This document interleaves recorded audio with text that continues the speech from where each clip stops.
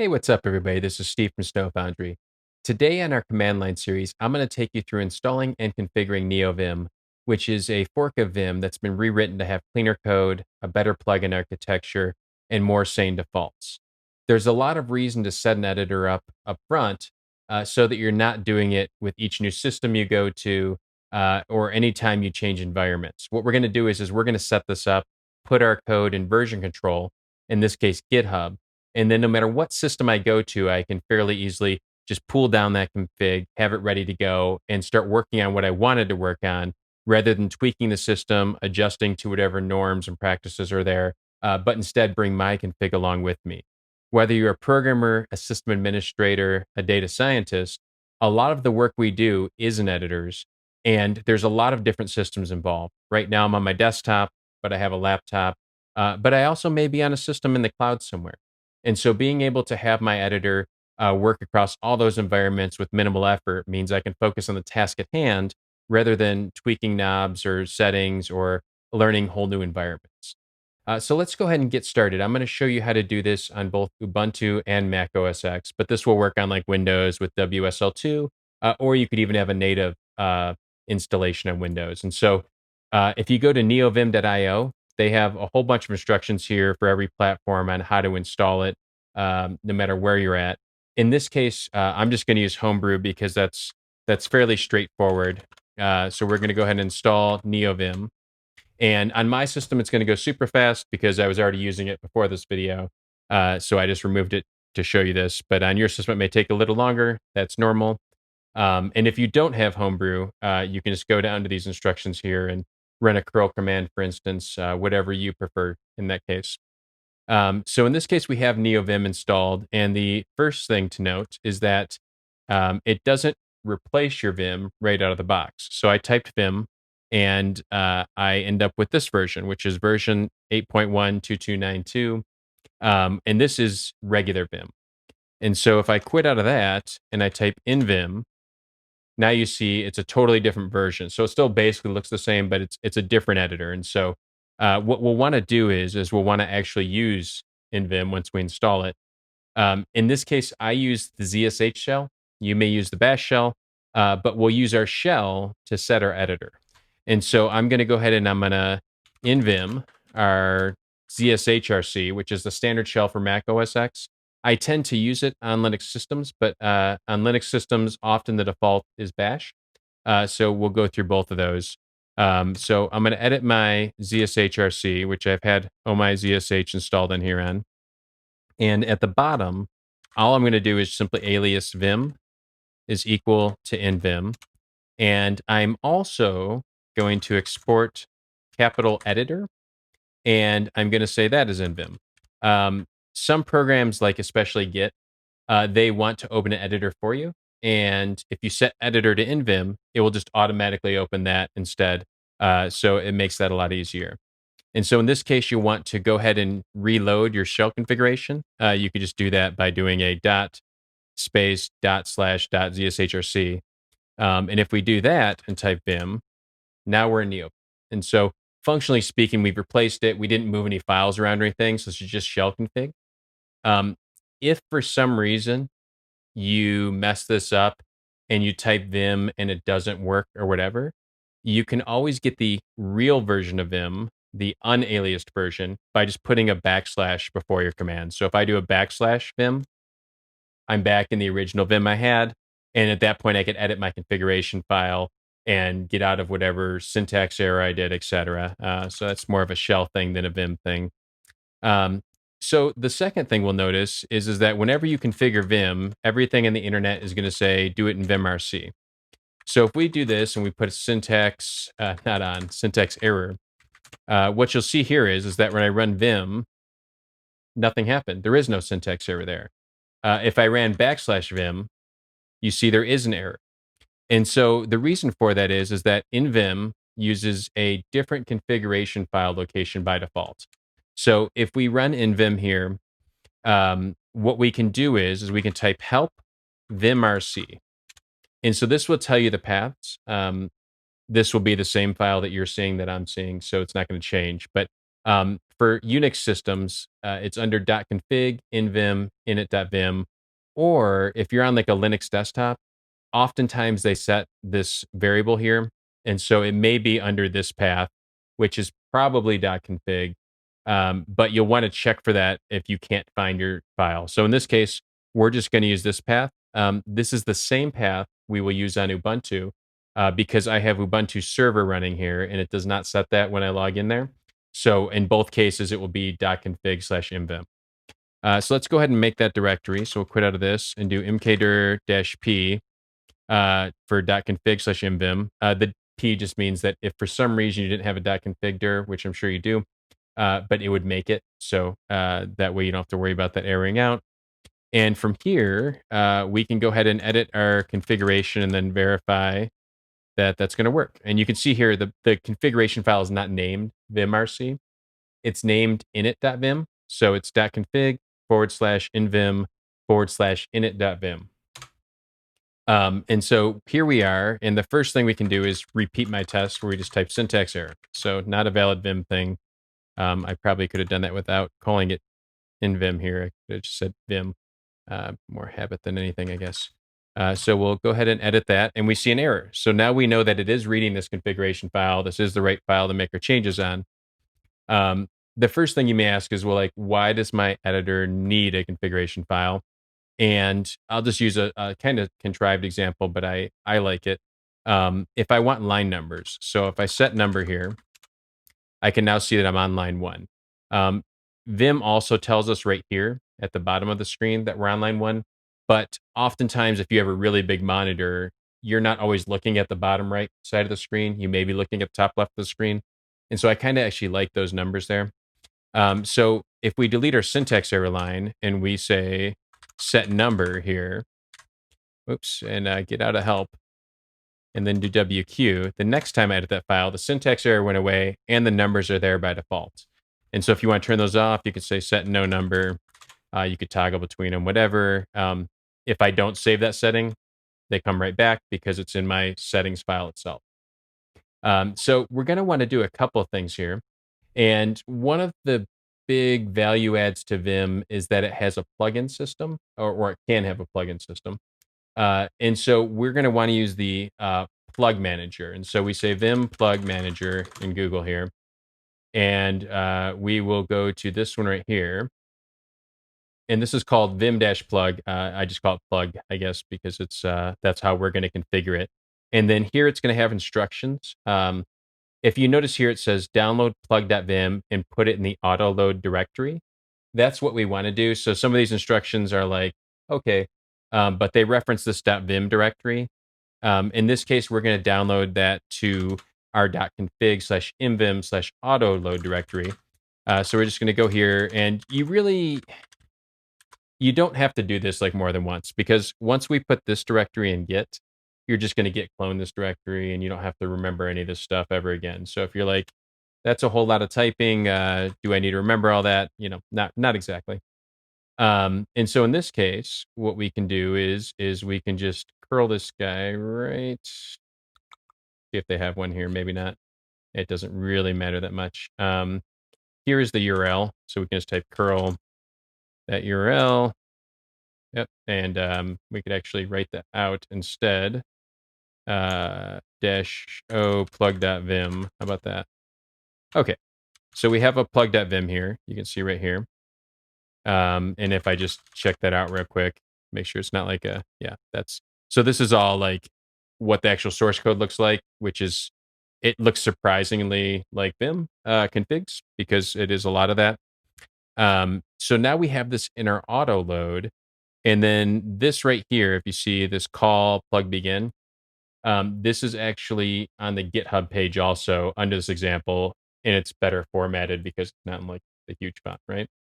So we're basically going to copy that. And so we're going to get out of autoload and edit our init.vim again. And here, what we're going to do is a couple of housekeeping things. One thing I did is I added comments at the top of my file, and just in case I ever had to run this again. At the top, if I'm going to bootstrap a system and I have like 30 commands to run or something for whatever reason, you could just take, curl dash, what is it? FLO, and then just tell it where you want. So in this case, /home /.config in vim init.vim.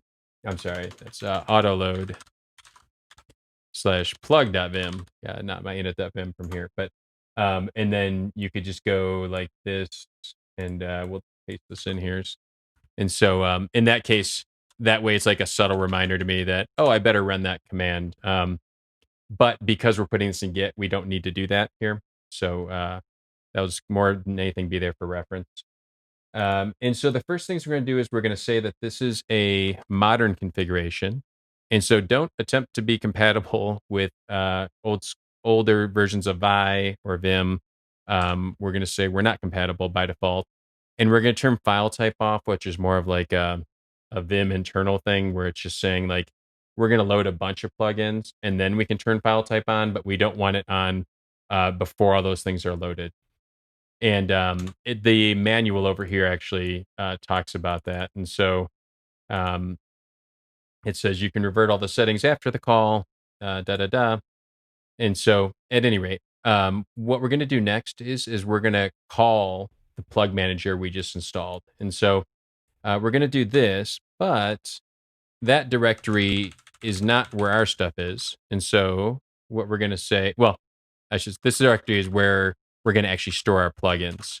The manual here does say don't name it plug or plugin rather, because there could be some legacy Vim stuff which expects things to be in the plugin directory. And so just to be safe, you can call your directory plugged, and then that way nothing else will pick it up. So in this case, it's going to be /config /plugged. And this is going to store our plugins we download. So the plugin manager is going to take care of the work for us of actually downloading all these things. And we won't have to do that by hand exactly, but we will have to tell it what we want to download. So in this case, we have our plugin manager called. And if I just go down to the bottom here, we're going to put a plug.end in there. And so in between here, that's where we put all the things that we want. So what we're going to do is let's just reboot Vim right now and see what happens. How about that? Okay. So that was a small minor victory in that we didn't syntax error out at the moment. Fantastic. Everything appears to work. One thing I can do is I can type :P and then tab. And that looks way different now. That wouldn't work before we just did that. So this is a reasonable expectation that the plugin manager is installed because it has a command now called plug install, which is exactly what we want. So we're just going to hit escape here, get out of that. We don't need that yet, but we do need some plugins. And so there are a lot of really great plugins, and maybe we'll start with something simple. If we go to google.com, Gruvbox is let's say Vim plugin here. Grubbox is a plugin which will update the appearance of our editor. And so that's always a good thing to do, something people like to do. And so it has a pretty aesthetic dark mode and light mode. And it's just, it looks nice and is fairly, well maintained, and we can trust that and whatnot. So if we go through here, one of the things you'll notice with the Vim things is that it doesn't always say like, here's the thing to cut and paste to make that work. And part of that is because, probably if we read this first, right, it'll tell us. No, it doesn't tell us exactly. Maybe installation. How about that? Okay, so it does if we do a few clicks through it, right? So it's not in the first README, but it's like a little deeper in there.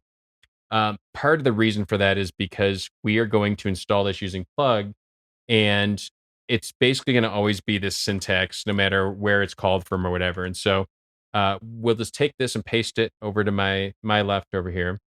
And now we have that in our config file. And so if I write that out and restart, and then I call plug install, if you see here on the left, it opened up a pane. That pane looks a lot nicer when this terminal isn't teeny tiny. But I do want to keep the big fonts, so we'll do that for now, I guess. The important thing here is that in less than a second, it downloaded it, installed it. And so now what we can do is we can quit out of this real quick. do an ls-la here. And so we have our plug directory, and in its plug directory, grubbox is there. So it took all the action needed to actually get clone this down, to install it in our plug directory, etc. And that's what a plugin manager manages, is retrieving files and potentially updating them and things like that, so that you don't have to like make all these scripts like at the top here. So we'll just delete that actually for now, because this is all going to really be taken care of. So one of the things now too is like, so we have this plugin installed, but my colors still kind of look exactly the same. And that's the reason. The reason is we haven't actually selected the color scheme. So if I do color scheme, and then I type grubbox, a nice thing about Neovim especially is that all of that just tab completed. So if you see me typing super fast on this video, I put the keystrokes on the video, but I'm probably just jamming tab. I'm not like actually typing fast. I'm not a wizard or anything. I'm just hitting tab. Um, so boom, we do that, and the color scheme's changed. Now, of course, if I don't put this in my config, the next time I start up my editor, it will be back to normal. So we're going to want to just type literally the same thing we typed, which is grubbox. And so if I do that and now type vim, boom. Now we're here, and let's edit .config. Let's see, init. What is init.vim? So you can see the color scheme is changed, and that picked up. The other plugins that I like to use, I like to use Vim Fugitive for Git, and so we can say vim-fugitive here, and basically, for most Vim things, almost everything, I suppose, instead of even like reading the install instructions now and all that, although always read the manual, of course, we can just type in this repo. So this tpope vim fugitive at the top there. We can do that, and then just say vim-fugitive, or preferably even cut and paste it. Go ahead and reload Vim, and then what we can do is plug install. And so it picked up that grubbox was already installed, didn't do anything else with that, wasn't needed. And now here we are. So now if I type git tab, I am not in the Git repository. So it's probably the first thing we should do, is we want to type git init here. And then from here, what we can do is we can fire up Vim again, and we can do git tab. So let's see, git.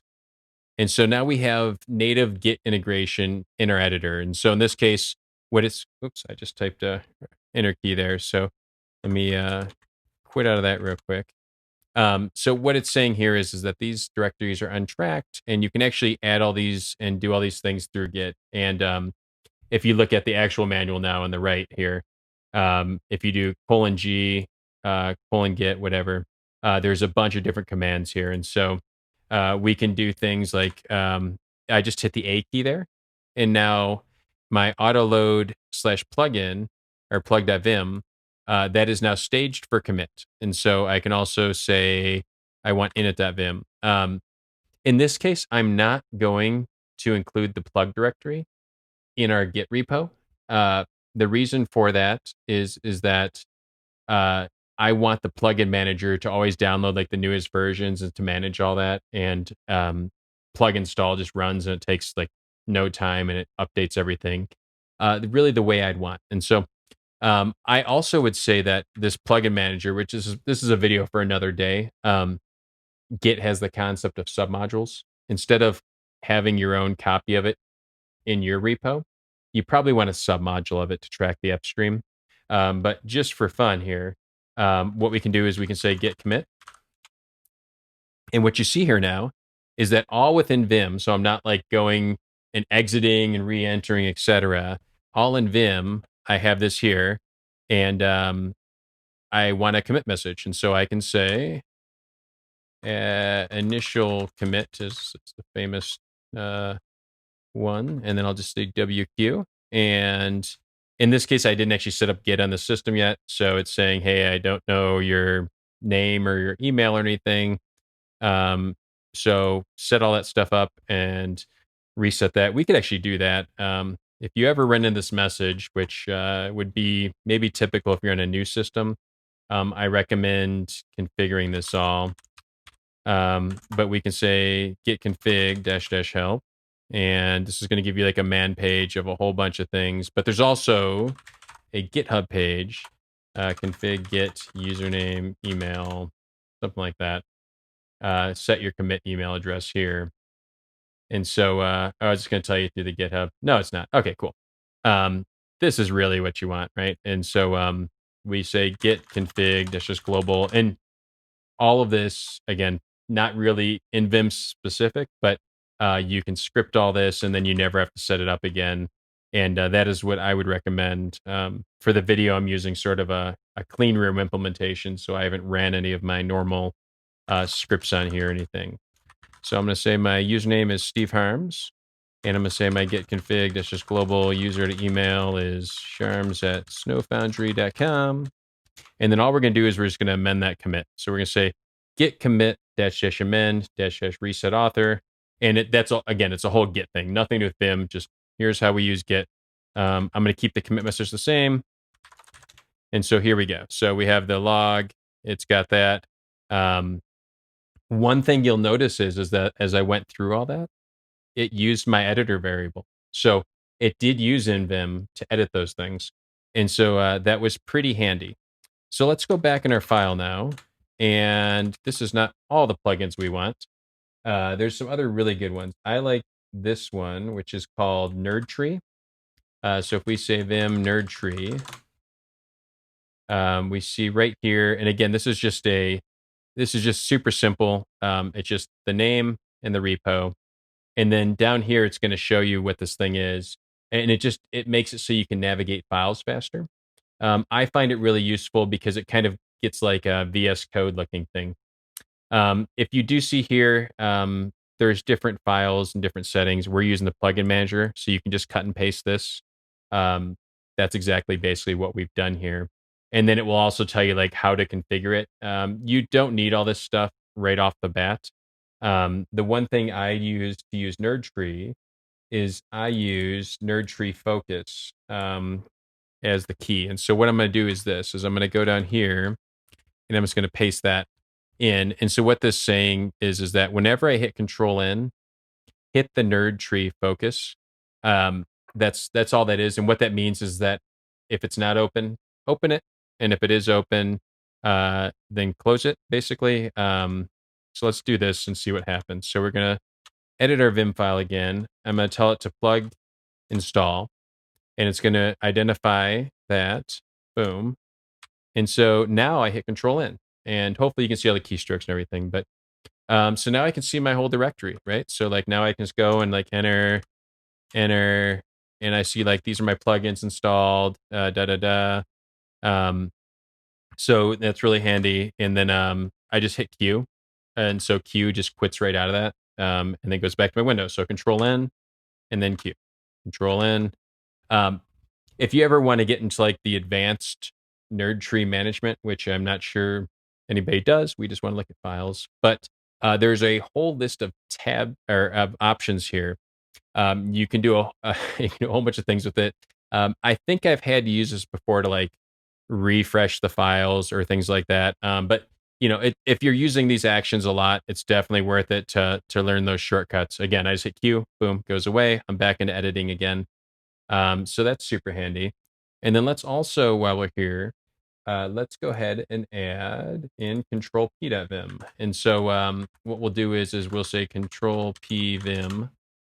And control P is a easy way to find files. And so the first results unmaintained, don't use that fork. It actually still works because I'm using it, but we want to use the newer one here. And so as you can see here, there's been 356 fixes since the last time. So definitely would recommend going with the one with 356 commits.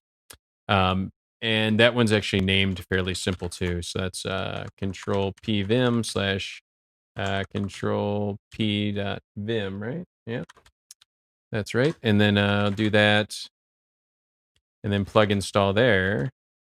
And it found it, done, boom.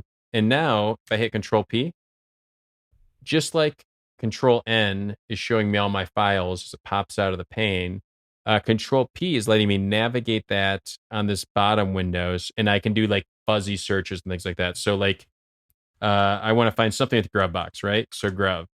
So now you see it's searching through all of my directories and it's finding things which like match that pattern, right? And so like from the most to the least kind of. And so I can see all my grub box stuff, delete that back, and I'm like, I want my init.vim, right? Like it's gonna match a lot of different things there. So it's handy, and you can just control C out of that. You can probably do a lot of ways to get out of that actually, but control C works there. And then the next thing we want to do is we probably want like syntax highlighting. And the one I prefer to use is called COC. So just search for Vim COC and you'll bring up this one here. And again, it's going to have like uh, fairly succinct instructions on how to install this. It says vim-plug right off the bat here, so we can just copy that.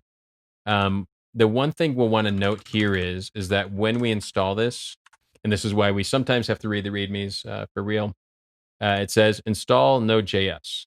And so one of the things about code completion is it's really difficult to do code completion in anything, much less like all in Vim script. And so Node.js will allow us to use the language server protocol. And you don't need to know any of these details or anything, but basically it allows us to use better syntax checkers. And so that's why it needs Node.js, but it doesn't actually like even though we install Node.js, it doesn't mean you're programming in Node.js. It's just one of the tools used for the language server protocol. And so in this case, we'll type node. Node is not found. We'll do a brew search Node.js or something along those lines. Let's see what matches. This might be a whole bunch. Oh, okay, not too bad. So install Node.js. We should see if that is actually the one we want also. So we'll do that in a minute. I kind of assume that will take a few minutes. Let's see how fast this goes. This is Node 14. I think some of my systems have Node 12 and Node 10. So I'm not too concerned about Node 14. I think that'll be just fine. And as the years go on and this video ages, that will probably be old. So we will see. Okay, so if I type Node, I am now in Node.js. I'll hit Control D here, exit out of that. So I've installed the prereqs for COC. And now what I can do is I can run my vim command again, do my plug install. And it's going to install COC here, and that one might take longer. That would take 2.4 seconds. So you can see this is all like a pretty lightweight workflow. And then now I can have all these COC commands. So I just type COC and tab, and I can like see them there, right? So COC tab. And there's all sorts of different ones. There's this one called COC install. So just because we installed Node and the code completion framework, it doesn't necessarily mean that we have every code completer known to man. And so if you see here, their example has, it says COC install COC-JSON. That might be a good one to try. So let's do COC install COC-JSON. And if you can see that went through and it installed an extension. In this case, it's actually not in our in-vim directory. So not that we need to worry about this, but if you're scripting all of this stuff out, this isn't captured in our in-vim source code directory. It does install it to a different directory. So just something to keep in mind depending on how you're setting this up. So let's see, what do we want to do? Let's just take their example. Let's just do example.json. And we'll do set paste here. And that just means like, hey, don't format me. Let me paste this in. And so I'll do that. And so if you can see here, we already have like, okay, syntax highlighting or whatever. And, that is working. I wonder if we should try something more complex in this video or not. Let's see. Test is equal. Well, you see this, I mean, like right here, this is a fairly good example. So I've made a JSON file, and while screencasting, I type in something foolish, which is that I didn't actually close my string. I didn't put a comma in there or anything. So it's not JSON. It's not valid JSON. And so these are the things that you want your editor to catch. Yeah, you certainly don't want to catch these like after you've committed it or something, or you're just, like these things can all be done right when you're typing at the time, real time, not later. And so if I go ahead and fix this and say 1, 2, 3, 4, the errors go away.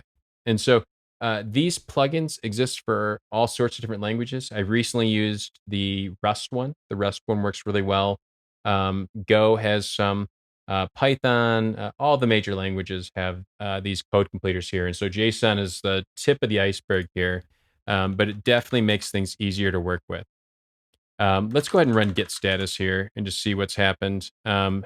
This case, you don't really, this is just saying I must have typed something in. Let's look at this real quick. This is just saying that I have edited these files. I would probably Gitignore that unless you want your history tracked there. I don't see a ton of reason for that one in particular, especially if I'm going between systems. So I might, well, let's do that. How about that? There's probably actually let's say, there's probably a vim git ignore file. See if this has it in there. Yeah, it does. Okay, so you could probably do something like this if you didn't want to store a bunch of persistent things which people don't like, just generally speaking. So we'll go ahead and do that. We'll do a set paste here. We'll paste that in, do that. And then if we type git status, now that is gone. We do have 2 more files there, so we'll just add those in. We'll do init.vim, and we'll git add Gitignore. And so we probably actually want to ignore that plug directory too. So we'll just say plug slash. If you see here, actually, it's trying to code complete. So it's saying like, hey, here are some things I can code complete. And that's pretty legit because it's saying like these directories all do exist in my file system. And so it knows that, it's intelligent, and that's a really cool feature.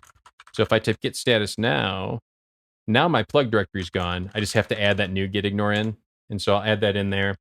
So now if I type git status, everything is staged to be committed. And then what I can do here is I can say git commit. And if you see, I am actually in Vim again. So my editor file is picked up. Here I am. And I just say, I don't even know what I'd say here. I guess added control P COC fugitive. I don't remember what the last commit was, but boom, there we go. And then we just push that to our GitHub. And then no matter what system I'm on, I'm going to take this with me.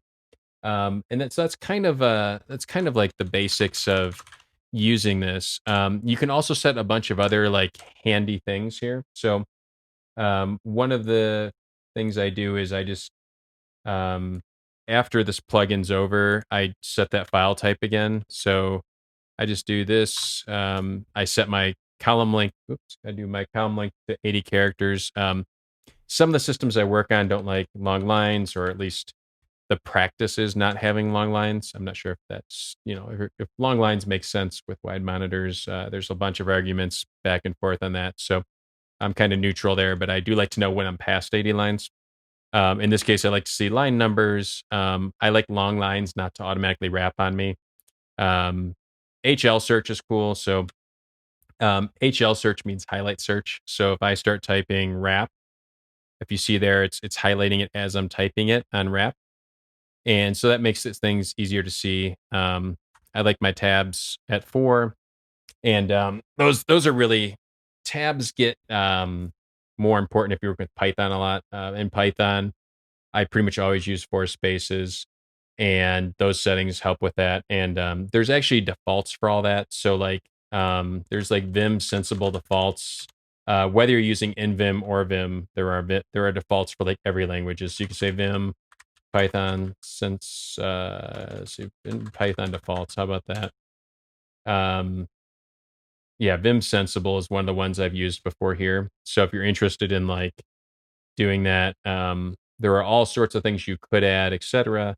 And these are things that take time depending on if you run into something. This config right here, this will get you through 99% of anything you need to do. And again, I can just, if I want to see my files, Control N. If I want to search for a certain file of a certain name, It's all right here. I can see Control P, whatever, Control C out of that. And then the power of Vim is the actual navigation where it's like, okay, let me go to line 0. Boom, I'm at line 0.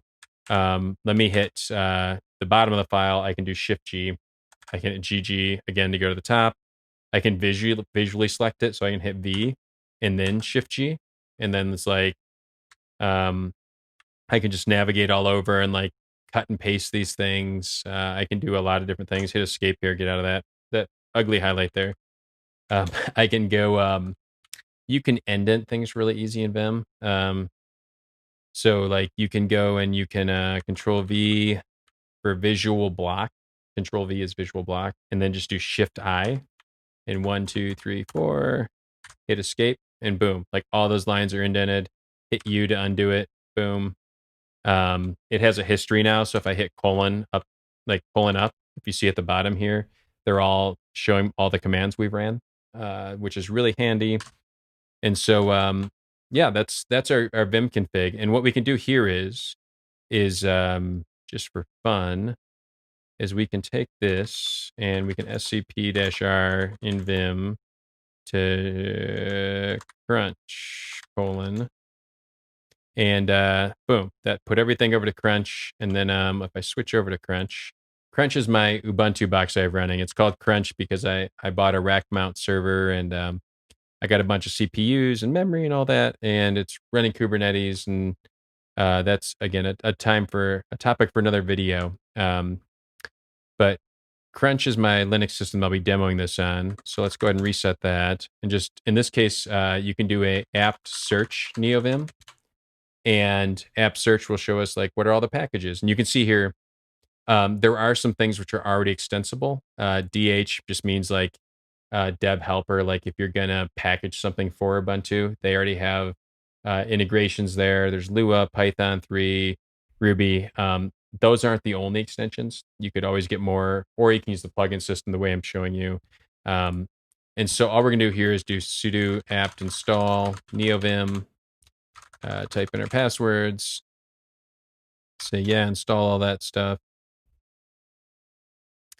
And it only takes a minute here. That was a little longer than the Mac just because I didn't have it pre-installed at the moment. And so in this case, we'll do the same thing. If we type vim, it's still just regular vim. So we'll edit a bash RC file because that's the default shell on Ubuntu. And at the bottom here, we'll just say alias vim is equal to invim. And we'll say export editor equals invim. Do that and then source that file again using dot. Dot means source in shell. And so we'll do that. And then from here, if I type vim, I'm in vim. And so now what we can do is just do the mkdir.config, which should already exist. Already exists, yeah. And we can mv this invim config directory. And same if you're on a different system, just use git clone. We'll just move that there, type invim. In this case, here's one thing to notice is that I don't have Node, so I'll have to install that here. And that's where you can kind of script it and whatnot. And so I can also just type vim and it would tell me that, which is good. Okay, and so what we'll do here is we'll go ahead and do an apt search Node.js. And somewhere in here, yeah, Node.js right there. And so we don't need anything fancy. We just need basic Node.js. So we'll install that. And it should only take a second. There we go. And so now if I type vim, it actually created a COC directory the same way it was in our other system. And then we run plug install here. That will restore everything. Oh, I already ran it actually for some reason. And so I can hit Control N here. Boom, same exact thing. In this case, I have a Kubernetes ingress controller YAML. You can see here the syntax is highlighted. It all looks pretty good just by our default config without doing anything special there. And so everything works across systems and I don't have to do much. It's pretty straightforward. And so, yeah, if you have any questions about Vim, you can leave them in the comment and I'll try and help. It's a good skill set to learn no matter what server you log into, whether it is in Vim or traditional Vim. Almost everything I showed you here today, besides like the nvim configuration file location, everything else can be used, no matter if you're using regular Vim or in Vim. And so now you know how to set that up and get it going. And yeah, thanks for watching, and I'll see you next time.